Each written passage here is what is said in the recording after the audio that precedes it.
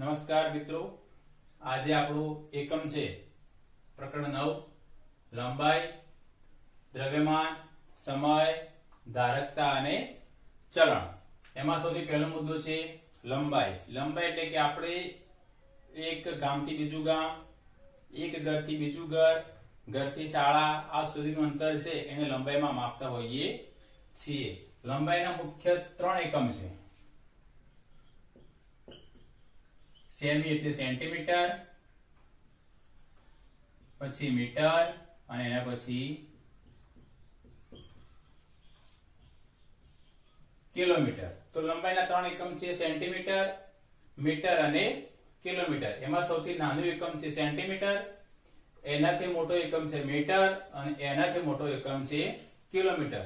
કોઈ નાની વસ્તુ હોય તો એનું લંબાઈ માપ્યું હોય, જેમ કે સ્કેચ પેન છે, પેન્સિલ છે, કંપાસ છે, તો આનું અંતર લંબાઈ માપવા માટે આપણે સેન્ટીમીટરનો ઉપયોગ કરીએ છીએ. પછી મીટર, તો મીટરનો ઉપયોગ તો ખાટલાના પાયાની લંબાઈ, સાડીની લંબાઈ, તો આ દરેક વસ્તુ છે આનો લંબાઈ માપવા માટે આપણે મીટરનો ઉપયોગ કરીએ છીએ. અને કિલોમીટર તો એક ગામથી બીજું ગામ, એક શહેરથી બીજું શહેર, એક દેશથી બીજો દેશ, તો આ રીતે બહુ મોટું અંતર હોય તો એને લંબાઈ માપવા માટે આપણે કિલોમીટરનો ઉપયોગ કરીએ છીએ. હવે આ દરેક એકમનું પરસ્પર રૂપાંતર જોઈ લઈએ. તો સૌથી પહેલું છે 1 કિલોમીટર બરાબર 1000 મીટર. 1 કિલોમીટર બરાબર કેટલું અંતર થાય? તો એને મીટરમાં રૂપાંતર કરીએ તો કેટલું થાય? 1000. ચલો 2 કિલોમીટર હોય તો 1000 ગુણ્યા 2 બરાબર 2000 મીટર. જેટલા કિલોમીટર હોય એને 1000 વડે ગુણીએ તો 1 કિલોમીટરનું મીટરમાં રૂપાંતર થતું હોય છે. ચલો ધારો કે 3 કિલોમીટર હોય તો 1000 ગુણ્યા 3, તો 1000 ગુણ્યા 3 બરાબર 3000 મીટર. 10 કિલોમીટર હોય તો હવે ગુણાકાર ન કરીએ તો પણ આપણને જવાબ આવડી જાય. તો 10 ગુણ્યા 1000 બરાબર 10000 મીટર. 15 કિલોમીટર હોય તો 15000. તો આ રીતે કિલોમીટરમાંથી મીટરમાં રૂપાંતર કરવું હોય તો કિલોમીટરને 1000 વડે ગુણીએ તો કિલોમીટરમાંથી મીટરમાં રૂપાંતર થાય. એનાથી ઉલટું, જો મીટરમાંથી કિલોમીટરમાં રૂપાંતર કરવું હોય તો જે પણ મીટરમાં રકમ આપેલી હોય એને 1000 વડે ગુણીએ તો મીટરમાંથી કિલોમીટરમાં રૂપાંતર થાય. 1000 મીટર બરાબર 1 કિલોમીટર, 2000 મીટર બરાબર 2 કિલોમીટર, 3000 મીટર બરાબર 3 કિલોમીટર, 10000 મીટર બરાબર 10 કિલોમીટર, 15000 મીટર બરાબર 15 કિલોમીટર. તો આમાં એટલું આપણને ધ્યાન રાખીએ કે કિલોમીટરમાંથી મીટરમાં રૂપાંતર કરવું હોય તો કિલોમીટરને 1000 વડે ગુણવા પડે અને મીટરમાંથી કિલોમીટરમાં રૂપાંતર કરવું હોય તો મીટરને 1000 વડે ભાગવા પડે. આ વાત થઈ કિલોમીટરમાંથી મીટરમાં રૂપાંતર. એના પછી બીજો મુદ્દો છે એમાં મીટરનું સેન્ટીમીટરમાં રૂપાંતર. તો 1 મીટર બરાબર કેટલા સેમી થાય? 100 સેન્ટીમીટર. 2 મીટર હોય તો 100 ગુણ્યા 2 બરાબર 200 સેમી. 7 મીટર હોય તો 100 ગુણ્યા 7 બરાબર 700 સેમી. 11 મીટર હોય તો 100 ગુણ્યા 11 બરાબર 1100 સેમી. તો આના પરથી આપણને એટલો ખ્યાલ આવી જાય કે મીટરને 100 વડે ગુણીએ તો મીટરમાંથી સેન્ટીમીટરમાં રૂપાંતર થઈ જાય. 2 ને 100 વડે ગુણ્યા તો 200 સેમી, 7 મીટરને 100 વડે ગુણ્યા તો 700 સેમી, 11 ને 100 વડે ગુણ્યા તો 1100 સેમી. એનાથી ઉલટો 100 સેમી બરાબર 1 મીટર. તો સેન્ટીમીટર ને 100 વડે ભાગીએ તો આપણને મીટરમાં રૂપાંતર થતું હોય છે. 200 સેમી ભાગ્યા 100 એટલે 2 મીટર. 700 સેમી ભાગ્યા 100 એટલે 7 મીટર. 1100 સેમી ભાગ્યા 100 એટલે 11 મીટર. તો આ વાત થઈ સેન્ટીમીટર માંથી મીટરમાં રૂપાંતર. એટલે કે આમાં 100 નો આધાર લેવાનો છે, 100 વડે ગુણાકાર, 100 વડે ભાગાકાર. મીટરનું કિલોમીટરમાં રૂપાંતર કરીએ તો 1000 વડે ગુણાકાર, 1000 વડે ભાગાકાર. આ વાત થઈ લંબાઈની.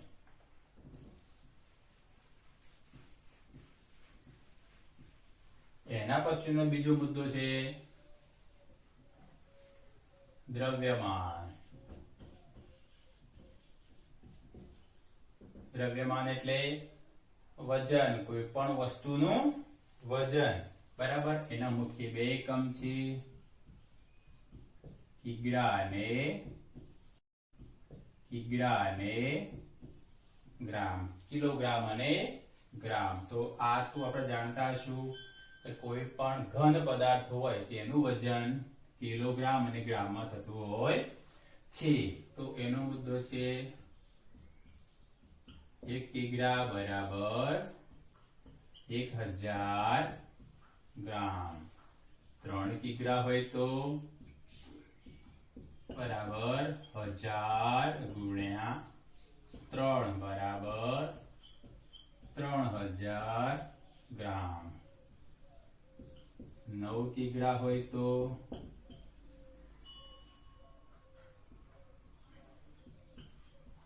1000 ગુણ્યા 9 બરાબર 9000 ગ્રામ. 15 કિગ્રા હોય તો 1000 ગુણ્યા 15 બરાબર 15000 ગ્રામ.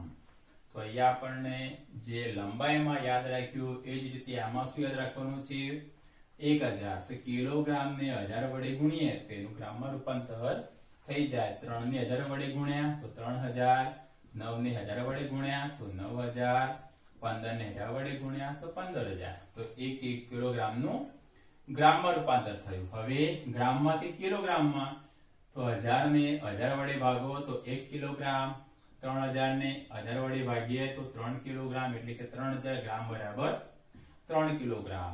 9000 ગ્રામ બરાબર 9 કિલોગ્રામ. 15000 ગ્રામ બરાબર 15 કિલોગ્રામ. તો આ રીતે ગ્રામમાંથી કિલોગ્રામમાં અને કિલોગ્રામમાંથી ગ્રામમાં રૂપાંતર કરવા માટે આપણે 1000 નો આધાર લઈએ. એટલે કિલોગ્રામ ને 1000 વડે ગુણીએ તો એનું ગ્રામમાં રૂપાંતર થઈ જાય. અને ગ્રામ ને 1000 વડે ભાગીએ તો એનું કિલોગ્રામમાં રૂપાંતર થઈ જાય. આ વાત થઈ દ્રવ્યમાનની.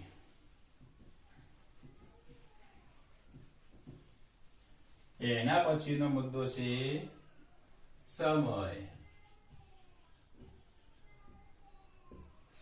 સમયના તો ઘણા એકમ છે. એમાં સૌથી પહેલા છે વર્ષ, પછી મહિનો, દિવસ, કલાક, મિનિટ, સેકન્ડ. પહેલા વર્ષ. તો 1 વર્ષ બરાબર 12 મહિના બરાબર 365 દિવસ. તો 1 વર્ષ હોય તો એને કેટલા મહિના થાય? તો 12 મહિના. દિવસ કેટલા થાય? 365. તો આ વર્ષનું મહિનામાં રૂપાંતર અને વર્ષનું દિવસમાં રૂપાંતર. બરાબર છે. એના પછી 1 મહિનો બરાબર કેટલા દિવસ? 30 દિવસ. તો 1 મહિનો એટલે કેટલા દિવસ થાય? 30 દિવસ. બીજું લખવું હોય તો 1 મહિનો બરાબર 2 પખવાડિયા. પખવાડિયા એટલે તો 1 પખવાડિયું બરાબર 15 દિવસ. તો મહિનાનું દિવસમાં રૂપાંતર, મહિનાનું પખવાડિયામાં રૂપાંતર. તો કેટલા પખવાડિયા હોય તો 1 મહિનો થાય? તો 2 પખવાડિયા એટલે 1 મહિનો. તો પખવાડિયાનું દિવસમાં રૂપાંતર. પછી અઠવાડિયું. તો એક અઠવાડિયું બરાબર કેટલા દિવસ? આ તો આપણે જાણતા હશું 7 દિવસ. આ દરેક વસ્તુ આપણે રોજ આનો ઉપયોગ કરીએ છીએ. આજે વધારે જાણીએ. બરાબર, 7 દિવસ. હવે એક દિવસ બરાબર કેટલા કલાક? 24 કલાક. હવે કલાક તો 1 કલાક બરાબર શું થશે? કલાક પછી મિનિટ. કેટલી મિનિટ? 60 મિનિટ. પછી મિનિટ તો 1 મિનિટ બરાબર 60 સેકન્ડ. તો આ પ્રમાણે આપણે દિવસના કલાક, કલાકની મિનિટ, તો 1 કલાક બરાબર કેટલી સેકન્ડ લખ્યું હોય તો કેટલી થાય? 3600 સેકન્ડ. તો 1 કલાક બરાબર 60 મિનિટ ને 60 મિનિટ બરાબર 3600 સેકન્ડ. એટલે 1 કલાક બરાબર 3600 સેકન્ડ થાય. આ ત્રણેયનો ગુણાકાર કરીએ તો એક દિવસની સેકન્ડ કેટલી મળે આપણને? 86400 સેકન્ડ. તો એક દિવસ બરાબર 24 કલાક અને 24 કલાક બરાબર 86400 સેકન્ડ. આ વાતથી સમયની ફરી જોઈ લઈએ. એક વર્ષ એટલે 12 મહિના અને 12 મહિના એટલે 365 દિવસ. આ દરેકનું માપ સરખું છે, એકમ સરખું છે. એક મહિનો બરાબર 30 દિવસ, એક મહિનો બરાબર 2 પખવાડિયા, એક પખવાડિયું બરાબર 15 દિવસ, એક અઠવાડિયું બરાબર 7 દિવસ, એક દિવસ બરાબર 24 કલાક બરાબર 86400 સેકન્ડ, અને 1 કલાક બરાબર 60 મિનિટ બરાબર 3600 સેકન્ડ, અને 1 મિનિટ બરાબર 60 સેકન્ડ. આ વાત થઈ સમયની. એના પછી આવશે મુદ્દો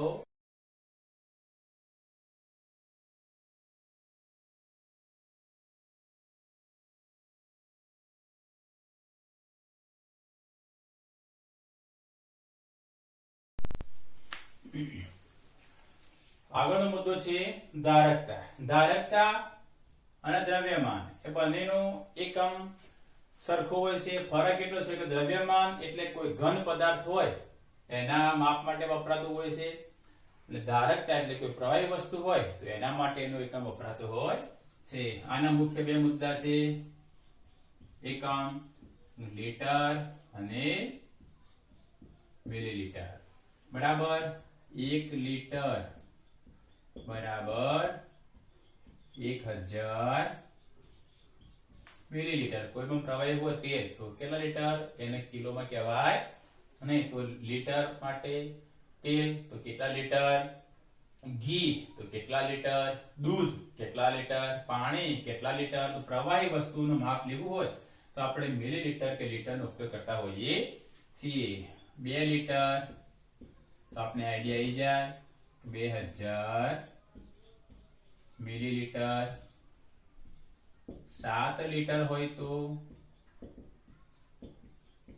7000 મિલી. 0.5 લીટર હોય તો 500 મિલી. 0.5 એટલે લીટરનો અડધો ભાગ. બરાબર છે, તો એને 500 મિલી કહેવાય, અડધો લીટર કહેવાય. 500 મિલી પણ એને કહેવામાં આવતું હોય છે. 10 લીટર હોય તો 10 ગુણ્યા 1000 તો કેટલું થાય? 10000 મિલી. તો આ રીતે આપણે લીટર માંથી મિલીમાં રૂપાંતર કરવાનું હોય. લીટર માંથી તો કેટલા વડે ગુણાકાર? 1000. તો એ લીટર ને મિલીમાં રૂપાંતર કરવા માટે લીટરને 1000 વડે ગુણીએ તો લીટર માંથી મિલીમાં રૂપાંતર થતું હોય છે. અને એ જ રીતે મિલીને લીટરમાં રૂપાંતર કરવું હોય તો મિલીમાં જે સંખ્યા રકમ છે એને 1000 વડે ભાગાકાર કરીએ તો લીટરમાં રૂપાંતર થતું હોય છે. 1000 મિલી બરાબર 1 લીટર, 2000 મિલી બરાબર 2 લીટર, 7000 મિલી બરાબર 7 લીટર, 500 મિલી બરાબર 0.5 લીટર, 10000 મિલી બરાબર 10 લીટર. તો આ વાત થઈ લીટર માંથી મિલીમાં રૂપાંતર. એના પછી છેલ્લો મુદ્દો છે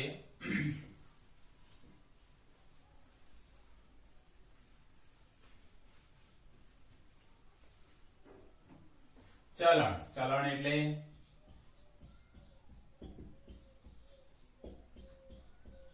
નાણું, એટલે કે રૂપિયો.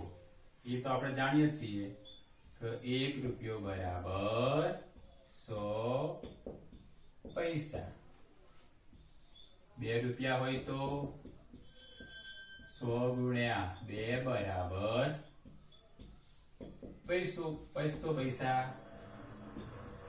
7 રૂપિયા હોય તો 100 ગુણ્યા 7 બરાબર 700 પૈસા.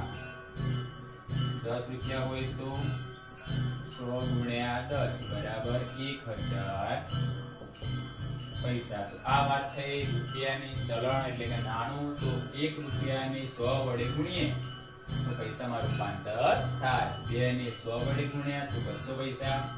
7 ને 100 વડે ગુણ્યા તો 700 પૈસા. 10 ને 100 વડે ગુણ્યા તો 1000 પૈસા. તો આમાં એકમ કેટલું છે 100. તો 1 રૂપિયો બરાબર 100 પૈસા. તો 100 પૈસા બરાબર 1 રૂપિયો. 2 રૂપિયા બરાબર 200 પૈસા. 200 પૈસા બરાબર 2 રૂપિયા. 7 રૂપિયા બરાબર 700 પૈસા. 700 પૈસા બરાબર 7 રૂપિયા. 10 રૂપિયા બરાબર 1000 પૈસા. 1000 પૈસા બરાબર 10 રૂપિયા. આ વાત છે આપણી ચલણ નાણું. Okay, thank you.